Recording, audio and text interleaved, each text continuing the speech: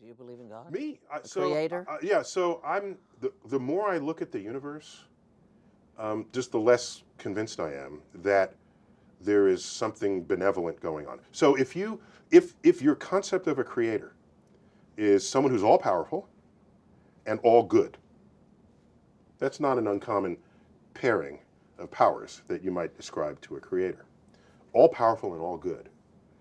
And I look at disasters that afflict Earth and life on Earth. Volcanoes, hurricanes, tornadoes, earthquakes, disease, pestilence, congenital birth defects. You look at this list of ways that life is made miserable on Earth by natural causes. And I just ask, how do you deal with that?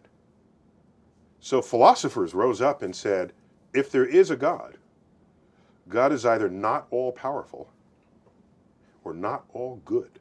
I have no problems if, as we probe the origins of things, we bump up into the bearded man. If that shows up, we're good to go. Okay? Not a problem.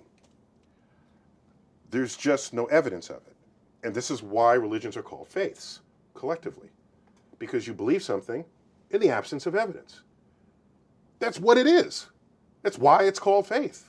Otherwise, we would call all religions evidence. But we don't, for exactly that reason.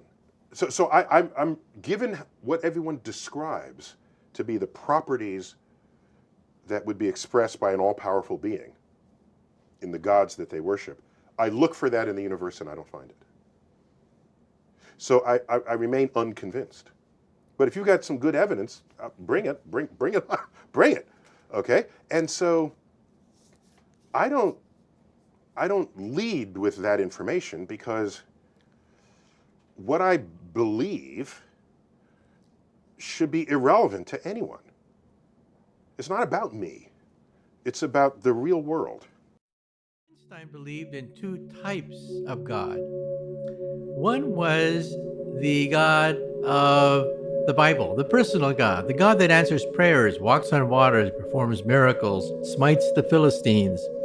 That's the personal God that he didn't believe in. He believed in the God of Spinoza, the God of order, simplicity, harmony, beauty.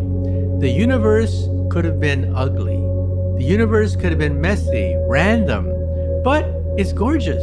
You realize that on a single sheet of paper, we can write down all the known laws of the universe. It's amazing. On one sheet of paper, Einstein's equation is 1 inch long. String theory is a lot longer, and so is the standard model. But you could put all these equations on one sheet of paper.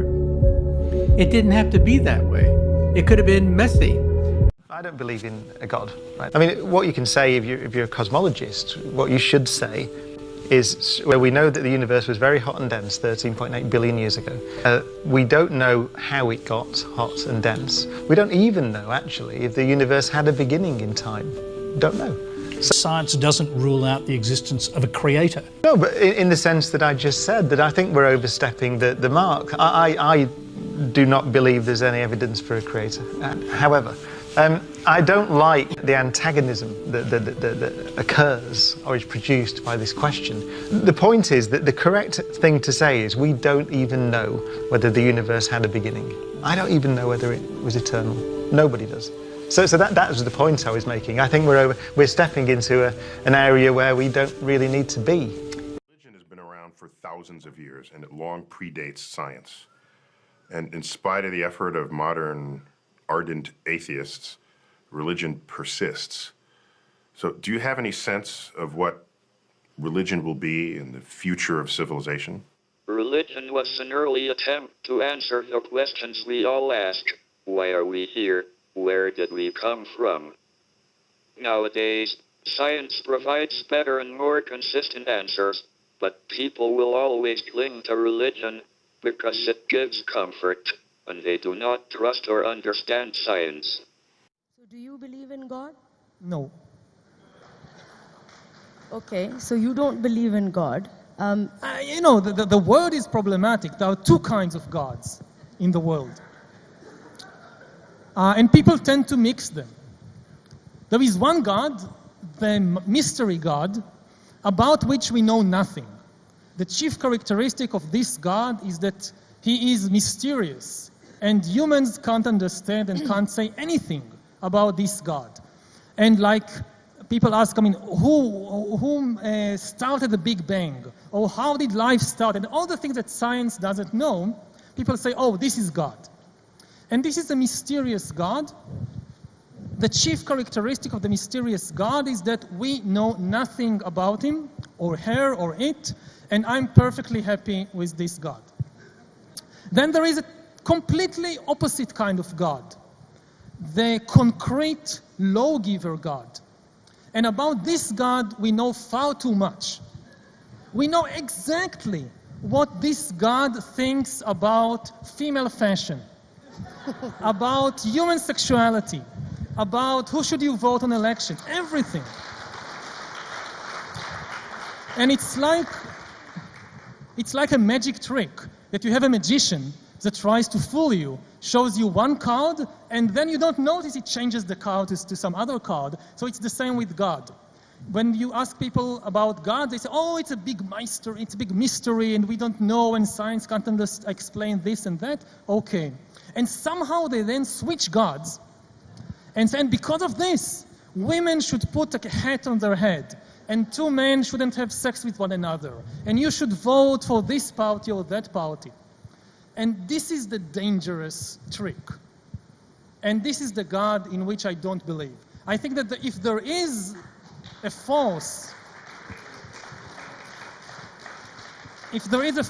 responsible for the great mystery of life and the universe and the black holes and the galaxies, I don't think he really cares about female dress code.